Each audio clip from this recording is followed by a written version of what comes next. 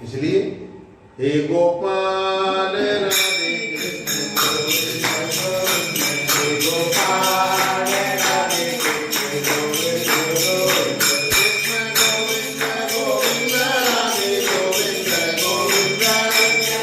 गोविंद राधा कृष्णाभ्यं नमः गोविंदाय नमो नमः। शिव जी का संकट मोचन। आज भागवत जी का 28वां अध्याय चल रहा है कि राजा परीक्षित पूरे प्रश्न कर रहे हैं और बड़ा सुंदर प्रश्न किया कि भगवान शंकर ने सभी भोगों का तो परित्याग कर दिया, परंतु देखा जाता है कि देवता असुर मनुष्य भगवान शंकर की पूजा करते हैं तो उनको धन मिलता है, और अब खुद को कोई धन से मतलब है नहीं, सबका त्याग कर दिया। ये सभी भोग संपन्न और धनी संपन्न हो जाते हैं, लेकिन और भगवान विष्णु लक्ष्मीपति है, परंतु उसकी उपासना करने पर धनी और भोग संपन्न नहीं होते। भगवान विष्णु की उपासना करने पर धन और भोग आपको नहीं मिलेंगे। भगवान शंकर की उपासना करने पर आपको ये सारी चीजें मिलेंगी। तो परीक्षित पूछ रहे प्रभु, त्याग और भोग की दृष्टि से एक दूसरे से विरुद्ध स्वभाव वाले, परंतु उपासकों को उनके स्वरूप के विपरीत फल मिलता है। जो त्यागी है वो धन संपत्ति लुटा रहा है, और जो भोगी है लेकिन उसके पूजा उपासना करने से ये दोनों चीजें नहीं मिलती। तो प्रभु मेरे मन में एक बड़ा संदेह है, कि लक्ष्मीपति की उपासना से त्याग कैसे मिलता है, और मैं आपसे ये जानना चाहता हूं कि भगवान शंकर की उपासना से धन वैभव भोग सारी चीजें मिलती, ऐसा क्यों? जब परीक्षित ने प्रश्न किया तो सुखदेव जी कहने लगे कि शिव जी सदा अपनी शक्ति से युक्त रहते हैं, पावरफुल। क्यों? इसका भी कारण, हमेशा अपने गुरु का मंत्र का जाप करते रहते हैं। नाम पता है गुरु के नाम का क्या है? राम जी। राम का जाप करते हैं, राम राम राम। हमेशा समाधि लगा लेते हैं तो अपने गुरु के नाम के अलावा किसी का नाम नहीं। सत्य आदि गुणों से युक्त अहंकार के अधिष्ठाता हैं, और अहंकार के 3 भेद हैं, वैकारिक, तेजस और तामस। अहंकार 3 प्रकार का होता है। अहंकार में एक तामसी वृत्ति भी आ जाती है, और एक अहंकार होता है अपने प्रभु के प्रति, हम भगवान के भक्त हैं, हम गोविंद के भक्त हैं। एक सात्विक, एक अहंकार, एक राजसी, राधा भगवान की पूजा में राजसी मतलब के लिए पूजा करना। 4 दिना पूजा कर ली और 8 दिना कोई बात न सुनी, धरिए तेई पूजा। सब तरह के लोग होते हैं, सब तरह के 3 तरह के लिए 16 विकार हैं अहंकार से। 10 इंद्रियां हैं, 5 महाभूत और 1 मन। 10 इंद्रियां और महाभूत ये होते हैं, और 1 मन होता है, यानी 11वां मन। अगर मन नहीं किसी में लगा तो सारे कार्य बेकार, इसलिए मन का लगाना बहुत जरूरी है। ये मन ही सब इंद्रियों का शासन करने वाला है। एक भजन है छोटा सा, वो सुनाइए। ये मन बड़ा चंचल है, कैसे तेरा भजन करूं, इतना इसे समझाऊं, इतना ही मचल जाए राधे तेरे चरणों की, दूर जो मिल जाए सतत कहता हूँ राधे, मेरा भाग्य सफल जाए राधे तेरे चरणों की, बस दूर जो मिल जाए राधे तेरे चरणों की, बस दूर जो मिल जाए सच कहता हूँ राधे, मेरा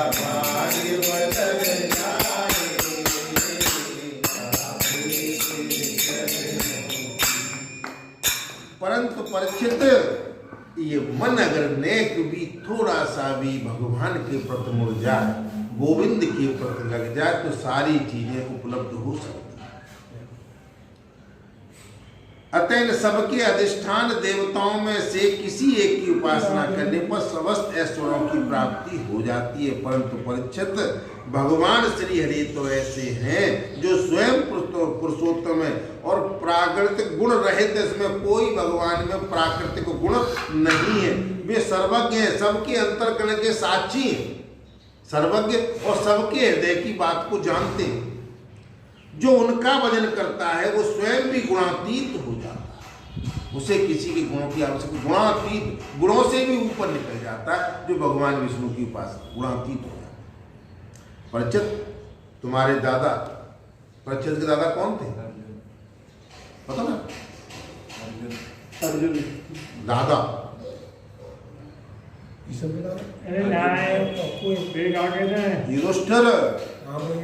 युधिष्ठिर, युधिष्ठिर और अर्जुन को कैसे बात थी कि भैया विजय सबसे बड़े का नाम लो जाओ, वो बीच के को लो जाओ, छोटे वाला जाओ। ये भाई युधिष्ठिर को जाओ तो सब अर्जुन ही अर्जुन करते हैं। देवसा अर्जुन धर्मराज युधिष्ठिर, हां घर में हद का तुम्हारा नाम लो जाओ, और को नाम लो जाएगा। धर्मराज सब जरूर है, पर ये भैया सब है, लेकिन काम करें। तो जो सर्वज्ञ है, युधिष्ठिर अश्वमेध यज्ञ कर चुके, तब भगवान से विविध प्रकार के धर्मों का वर्णन सुनते समय उन्होंने यही प्रश्न किया। यही प्रश्न धर्मराज युधिष्ठिर ने किया जब सारे यज्ञों से निवृत्त हो गए। तो सुखदेव जी कहते हैं, प्रकृत भगवान श्री कृष्ण शक्तिमान परमेश्वर हैं और मनुष्य के कल्याण के लिए यदुवंश में पैदा हुए। और राजा युधिष्ठिर का प्रश्न सुनकर इच्छा, देखो कितनी अच्छी इच्छा की उन्होंने, पूछा। कोई जानकारी नहीं है तो पूछने में कोई बुराई भी नहीं है, जिन्हें कि तुम कभी जानते ही ना। आदमी इसलिए नहीं पूछता है क्यों, कहेंगे तुम कभी जानते ही ना, नहीं, पूछो, पूछने वाला मूर्ख ना हो। हाँ, तो खुशी पूर्वक उत्तर दिया भगवान श्री कृष्ण धर्मराज को जवाब दे रहे, और वहां परीक्षित को सुखदेव जी जवाब दे। भगवान ने कहा, राजन, मैं जिस पर कृपा करता हूं उसका धन धीरे धीरे छीन लेता हूं, क्योंकि धन होगा तो अहंकार, और अहंकार मेरा भगवान शंकर का भोजन है, मुझे अच्छा नहीं लगता। अहंकार मुझे पसंद नहीं। जब वो निर्धन हो जाता तब उसके सगे संबंधी उसके द्वार दुखाकुल चित्त की परवाह न करके उसे छोड़ दे। धन नहीं होगा, सगे संबंधी परिवार वाले रिश्तेदार धीरे धीरे किनारा शुरू कर देते हैं। क्यों? कि अब इसमें कुछ है ही नहीं। बाल हम इसके यहाँ गए और मैंने कि कॉफी बना दे तो कहाँ से नामेंगे, हम तो बाकी यहाँ जाएंगे, जाके यहाँ हलवा पूरी मिले। लेकिन गरीबी भले ही आ जाए, लेकिन अगर धर्म पे टिके रहे, धर्म को नहीं छोड़ा, जैसे कल इन्होंने कहा था कि राजा हरिश्चंद्र ने धर्म को नहीं छोड़ा, धर्म पे टिके रहे तो थोड़े समय यानी कि परेशानी तो आई, लेकिन जो का त्यों राज्य पाठ धन संपत्ति ऐश्वर्य मिल गया।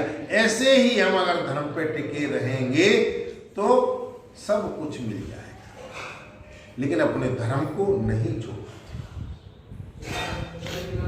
फिर धन के लिए युद्ध करने लगता है तो मैं उसका अब फिर भगवान की कृपा नहीं हो, तुम धन पाने के लिए कोशिश कर रहे हो, प्रयत्न कर रहे हो, तो भगवान उस प्रयत्न को भी फैल करते हैं। पूरे दिन प्रार्थना करते हैं लेकिन रोटियों की जुगाड़ नहीं लग पाती। इसका मतलब ये कि प्रभु कुछ और करना चाहते हैं, अपने जीव को, अपने सखा को पका रहे हैं, देख रहे हैं कि ये कच्चा घड़ा तो नहीं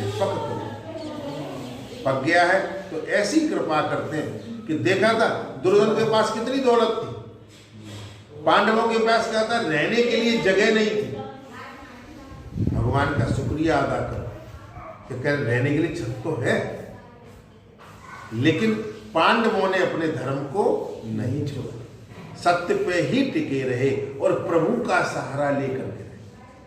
दोनों ही बात है बाबा कि उसने भगवान का सहारा नहीं लिया, बोला कि गरीबी किसी को अच्छी नहीं लगती, गरीबी से सब दूर भागना चाहते हैं, लेकिन गरीबी आना भी बहुत जरूरी है।